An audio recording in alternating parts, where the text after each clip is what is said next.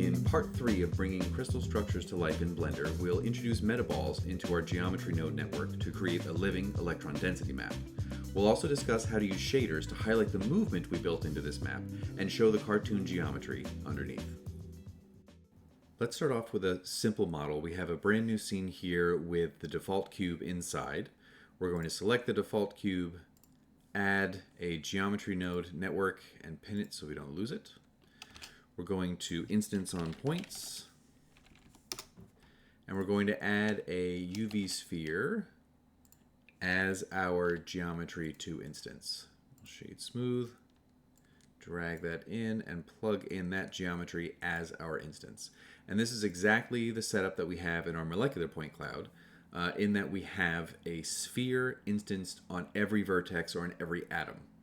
And while this is nice from an accuracy standpoint, you can represent each atom individually, you'll notice that there's no interaction between spheres that are close together. And the look that I wanted to achieve was more of a continuous geometry, like an electron density map, linking every atom together.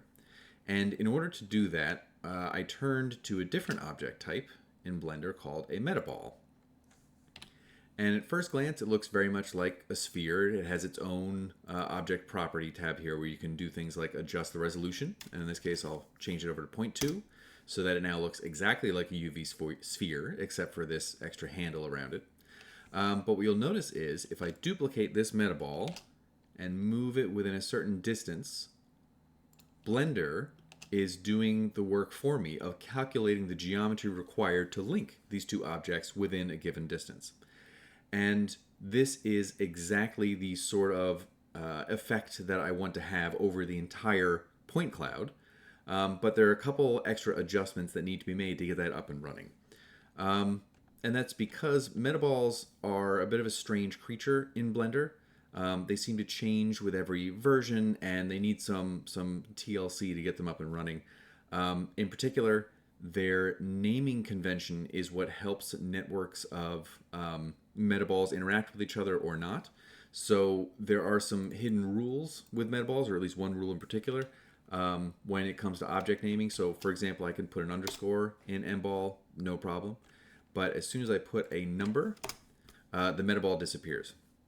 So whatever rules are impacting the different families of metaballs interacting with each other seems to fall apart when you start to change the metaball application. So I would just leave everything named metaball or a simple regular string. Now to get this up and running with geometry nodes, it would be really nice if we could just swap out our sphere for the metaball, but you notice that all of the geometry disappears when we do that. And that's because we have a little bit of setup to do before this will actually work. And the first thing we have to do is parent our metaball to the object that we have our geometry nodes applied to. That's thing one. Thing two is we have to select our cube, go into object properties, and instance on vertices. And now when we change everything over, you'll see that everything still disappears, and that's because the third and final thing we have to do to get this running is click on as instance on this object info node. And there we have a continuous geometry being calculated on the fly by Blender that links all of these spheres together. And to show the power of this setup, we can also introduce some animation in the form of a wiggle, similar to what we have in the point cloud, where we will set position, we'll add a noise texture, and a map range.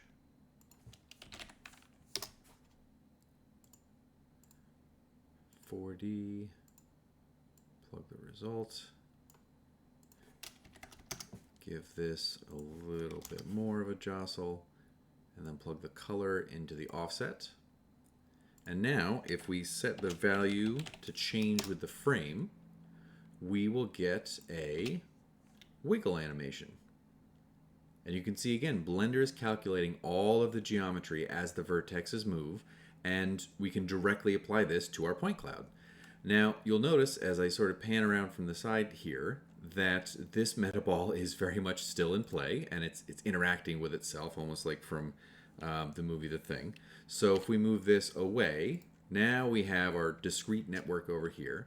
But you'll notice one fun aspect of this setup is that anytime you go to try and click on your object, you are selecting the Metaball. You are no longer selecting the cube. So if you want to get to your cube and adjust your geometry node network, you either have to select it from the outliner or just keep it pinned in your geometry node setup. One other consideration with Metaballs is that they only accept one shader at a time, so you can't assign a different shader for each atom. At least I don't know how to. But the good news is that you can set up and do some pretty cool things with a single shader. For example, if we want to add a color ramp to this, we can first pick some cool colors. Let's see, we'll just pick 3 for now. We'll do a red. We'll do a purple. And then in between, we can add an orange. We can hook that in as our base color, but in order to get it mapped properly, we can add a mapping node. Hook that in as our factorial, and then a texture coordinate node.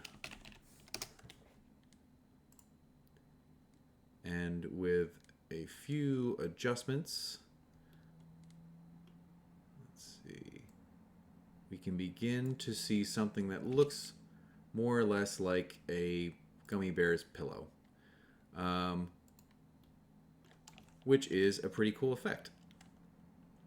Now, you may notice that if you're following along with this tutorial, you can get all the way to this point where everything looks great in the viewport. Your shading, it's animating properly. You can do a pretty big setup. We'll discuss that in a moment. But you might find that as soon as you go to hit render, your geometry nodes disappear as if they weren't in the scene at all. And it's this disconnect between what I can see in the viewport and what actually renders that has taken me the better part of 2 years to at least exhaust my limited expertise with and try and come up with a robust solution for. And this is an issue that I've seen in message boards and YouTube comments, and I have been unable to find a render setting, Metaball setting, or geometry node setup that suddenly allows instanced Metaballs to render. However, I did find, and I believe that this is the root cause of this, I did find that you can control whether or not your Metaballs render based on the version of Blender that you are trying to render in. And by that I mean if you are in version 3.0 or 3.1, your instanced Metaballs should render absolutely no problem. If you are in any other version, up to version 4.4 I've tested, you either will not render, or you'll get some other weird render artifacts or flickering back and forth, or in some cases you can instance your Metaballs on the geometry nodes and even that instancing is broken.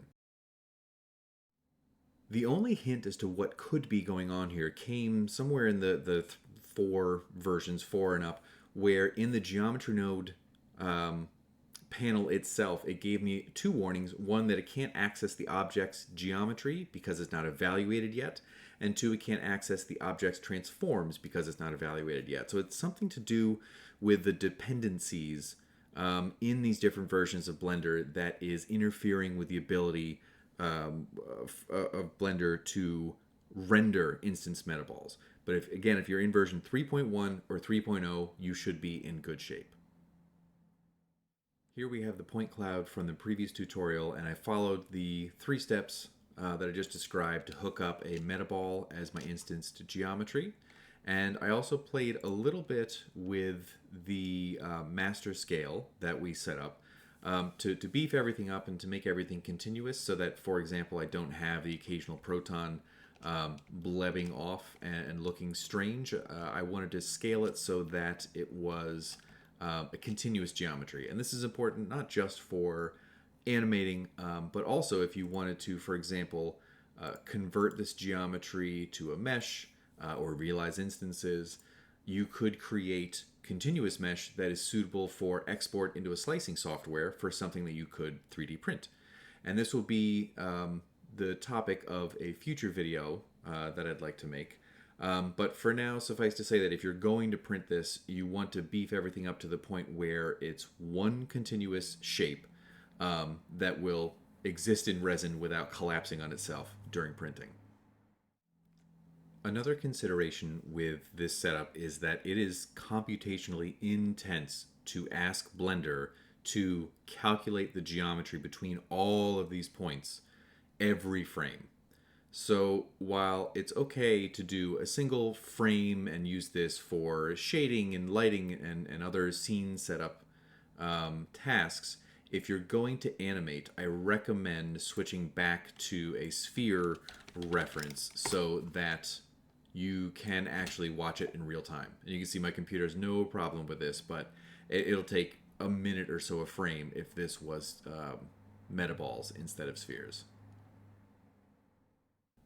Now we get to the fun part, shaders. And of course shaders are going to be different for every user and every project that they're working on. So what I'm going to do is provide an overview of the shaders that I used to generate the images that you see in the beginning and end of these tutorials. My basic approach to that was I wanted to have some sort of transparent glass shader on the instanced metaballs so that we could get a sense of all of this movement we spent so much time injecting into the model. But I wanted that transparency so that we could also highlight the cartoon geometry underneath. And when they're both moving together and flexing, you can get this sense of the skeleton backbone of this geometry that certainly structural biologists are used to looking at a glance, but then also see all this movement on top. So to do that, we're going to pair a transparent glass shader on the instance metaballs with an emission shader on the cartoon geometry underneath. Let's take this back to our simplified default cube model where we're going to apply a glass shader to the instanced metaballs, and we're also going to add some geometry underneath, another default cube that we can use to represent our cartoon geometry. And for the sake of completion, I'm going to add a wiggle, a procedural wiggle, to the second default cube that we have. And to do that, I'm going to borrow these nodes here, click on our default cube, add a new geometry node, plug this in, and then our frame value has reset, so we have to do hashtag frame. All right, and now if we bring this back to the layout, we can see that both shapes are now wiggling. I'm going to steal this texture, or this shader that we have on the instance metaballs, and I'm going to name this cartoon, and I'm going to select our default cube and add in the cartoon shader. We're going to hide this for now, and then I'm just going to adjust this location so that we can get a sense of that wiggle, and we have all three colors across there. Let's bring back our metaball setup. We'll go into our shaders, we'll add a new shader, we'll call this one glass, and we have a couple options when we want to portray transparency in Eevee. The first is we can simply play with the principled BSDF shader, where we go down to alpha and turn this down to 0.5. But you'll notice that out of the gate this doesn't work properly, and that's because we have to go into our shader settings, scroll down, down, down to the blend mode, and change this to alpha hashed. And you can see Blender's doing an okay of representing this transparency. We can see the cube underneath.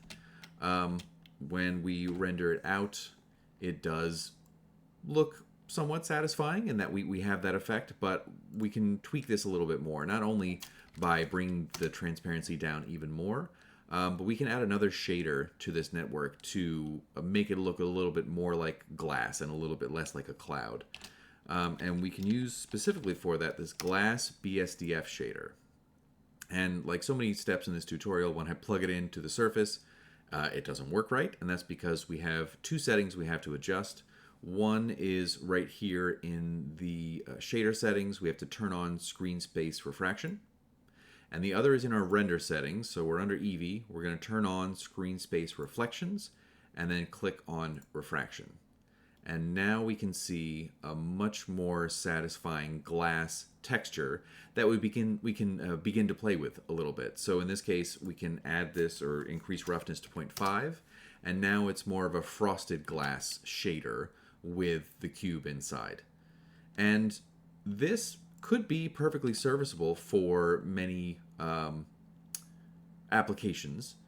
We still would get the movement of the metaballs on the outside and the skeleton structure underneath, but I wanted something that was a little more detailed, something that would highlight the edges more and really make use of all of the movement that we have. And for that, I turned to a tutorial by CG Vertex on something that he calls his Glass 2.0 shader.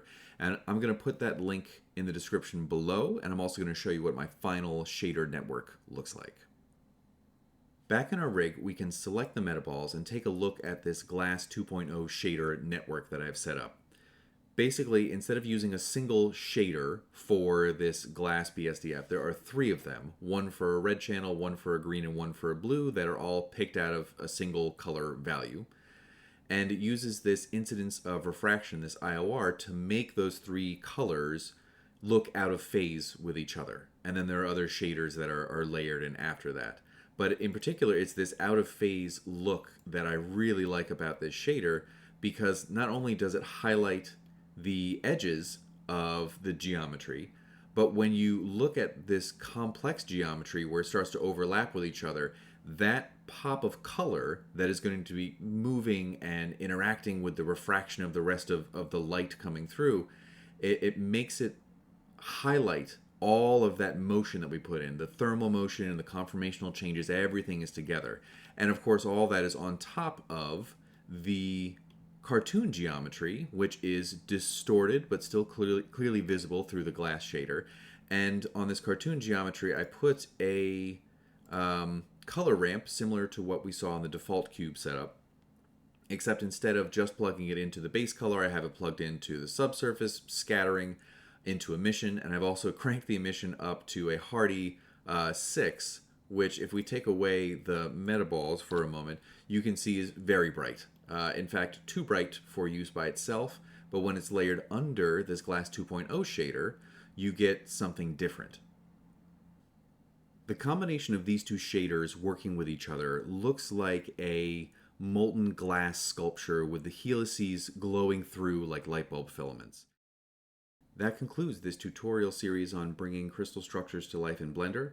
Hopefully this is a helpful guide for people who want an alternative approach to animating protein structures, something beyond using the raw static geometry that comes out of Piemol or Chimera. Please let me know if you enjoyed this series and if there are other topics you'd like me to explore, and thank you for watching.